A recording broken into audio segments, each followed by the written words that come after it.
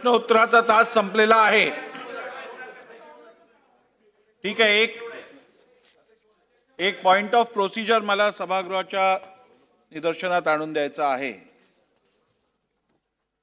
आज दिनांक 24 मार्च 2026 रोजीच्या दिवसाच्या कामकाजाच्या क्रमांकात अंतिम आठवडा प्रस्ताव दर्शवण्यात आलेला आहे।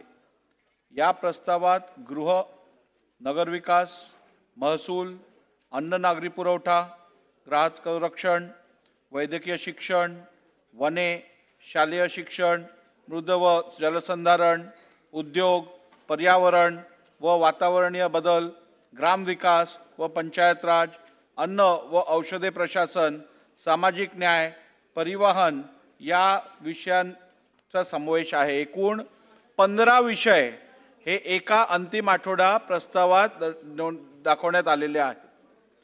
यापूर्वी नियमामध्ये पण 292 किंवा 293 जे प्रस्ताव जे दिले जातात त्या 3 पेक्षा जास्त विषय नसावेत असा स्पष्ट उल्लेख आहे। एक, आपली जी बीएससी झालेली 17 मार्च 2026 मध्ये त्यावेळेला 3 पेक्षा जास्त अधिक विषय कोणत्याही प्रस्तावात घेण्यात येऊ नये असं विरोधी पक्षातील आणि सत्तारूढ पक्षातील सर्व नेत्यांचं मत होतं आणि तसं आपलं ठरलेलं।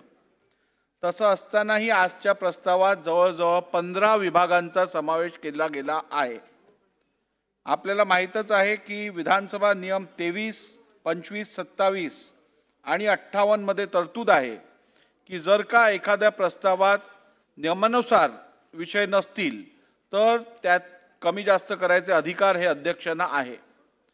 या संदर्भात मी सभागृहाला अवगत करू इच्छितो की काल संध्याकाळी 7 वाजल्यानंतर हा प्रस्ताव अध्यक्षांच्या कार्यालयामध्ये आला, डिपार्टमेंटला आला। त्यानंतर डिपार्टमेंटनी सगळी जी स्क्रुटनी असते ती करून जवळजवळ 11:30 पावणे 12 वाजता अध्यक्षांकडे हा प्रस्ताव आला। आता त्यात प्रत्येक ओळीत एक वेगळा विषय होता, त्यामुळे नेमकी कुठचं ठेवायचं आणि कुठचं काढायचं हा मोठा प्रश्न होता। आपण तो प्रस्ताव आज जरी ऑर्डर ऑफ द डेला दाखवला असला तरी जर का आपल्याला समाधानकारक आणि विषयाला न्याय मिळवून द्यायचा असेल तर नियमाप्रमाणे जास्तीत जास्त 3-4 विषय आपण दाखवणं योग्य आहे।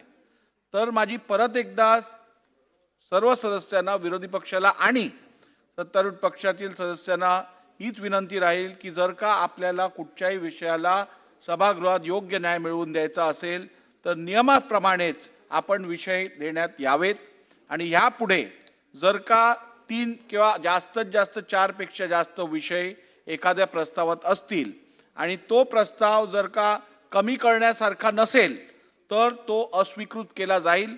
मला शेवट म्हणजे अंतिम आठवडा प्रस्तावाशिवाय या अधिवेशनाचा समारोप करायचा नसल्यामुळे मी विशेष बाब म्हणून आज हा प्रस्ताव दाखवलेला आहे।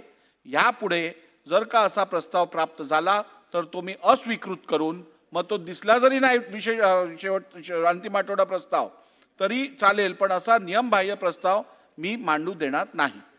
चला पुढे।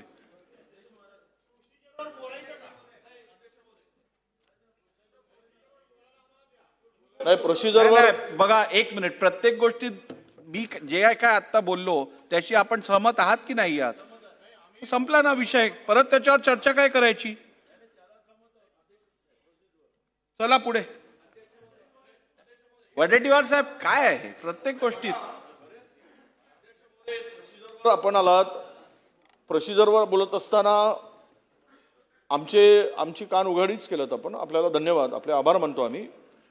पण यापुढेही सुद्धा पुढचे काम आता आम्ही मागचं बोलत नाही, म्हणजे तेच सगळं नियमाप्रमाणे प्रोसिजर प्रमाणे नियमबाह्य काम होत असेल तर आपण हरकतीचा मुद्दा मांडावा। मी काल हरकतीचा मुद्दा मांडलेला होता, मी हरकत घेतली होती। ज्या वेळेस सत्ताधारी आणि विरोधकांचे प्रस्ताव एकत्रित करून चर्चा झाली त्यावेळेस विरोधकांना न विचारता तो प्रस्ताव आणला होता। ते नियमबाह्य आहे का याचं रुलिंग आपण द्यावं, ठीक आहे, किंवा नियमात आहे का हे आपण सांगावं। सन्मान्य विजय वडेट्टीवार साहेब, आपण या सभागृहातले ज्येष्ठ सदस्य आहात। आपल्याला मी यापूर्वीचे अनेक असे प्रेसिडेंट्स काढून देतो ज्यावेळेला आपण प्रस्ताव क्लब केलेले आहेत। आपल्याकडे काल 4 प्रस्ताव प्रलंबित होते, आपल्याकडे 2 दिवसाचं कामकाज फक्त होतं करायचं आणि त्यामुळे अनेक सदस्यांची विनंती होती की प्रत्येक प्रस्ताव चर्चेला घ्यायचा होता आणि म्हणून हे चारही प्रस्ताव क्लब करण्यात आलेले आणि चारही प्रस्तावांवरची उत्तरं पण आज आपण घेणार आहोत. आपल्याला यापूर्वीचे सगळे प्रेसिडेंट्स मी काढून देतो. किती प्रस्ताव प्रत्येक अधिवेशनात क्लब केले गेले आहेत. चला पुढे लेंग्या कागदपत्रे सभागृहाच्या पटलावर ठेवणे. माननीय मुख्यमंत्री महोदय. महोदय मी आपल्या अनुमतीने दिनांक 13/5/2024 रोजी घाटकोपर येथील बेकायदेशीर फलक कोसळल्यामुळे झालेल्या दुर्घटनेच्या उच्चस्तरीय चौकशी समिती न्यायाधीश श्री दिलीप बी भोसले, माजी मुख्य न्यायाधीश, अलाहाबाद उच्च न्यायालय यांचा अहवाल सभागृहासमोर ठेवतो. अहवाल सभागृहासमोर ठेवण्यात आला. सदरू अहवाल विधिमंडळाच्या संकेतस्थळावर उपलब्ध करून देण्यात येईल. सभापती महोदय, मी आपल्या अनुमतीने श्री शनेश्वर देवस्थान विश्वस्त व्यवस्था शनी शिंगणापूर अधिनियम 2018च्या कलम 46च्या पोटकलम 3 मधील तरतुदीनुसार श्री शनेश्वर देवस्थान विश्वस्त व्यवस्था शनी शिंगणापूर नियम 2025 प्रसिद्ध करण्याची अधिसूचना क्रमांक श/देवी 2225 क्रमांक 150/कार्य 16 दिनांक 12 डिसेंबर 2025 सभागृहासमोर ठेवतो. अधिसूचना सभागृहासमोर ठेवण्यात आली. माननीय उच्च व तंत्र शिक्षण मंत्री.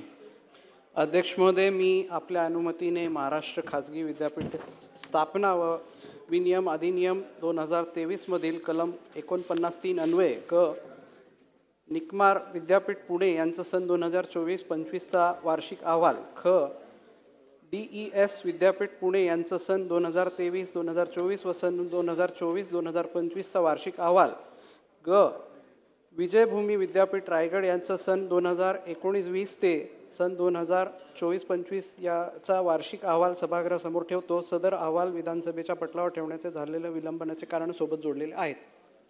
अहवाल सभागृहासमोर ठेवण्यात आले. सदरू अहवाल विधिमंडळाच्या संकेतस्थळावर उपलब्ध करून देण्यात येतील. माननीय महिला व बाल विकास मंत्री.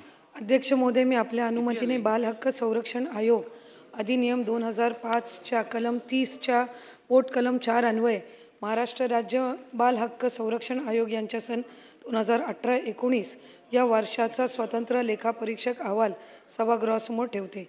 अध्यक्ष महोदय, मी आपल्या अनुमतीने कंपनी अधिनियम 2013च्या कलम 394च्या पोट कलम 2 अन्वये महिला आर्थिक विकास महामंडळ यांचा सन 2024-25 या वर्षांचा 50वा वार्षिक अहवाल सभागृहासमोर ठेवत आहे.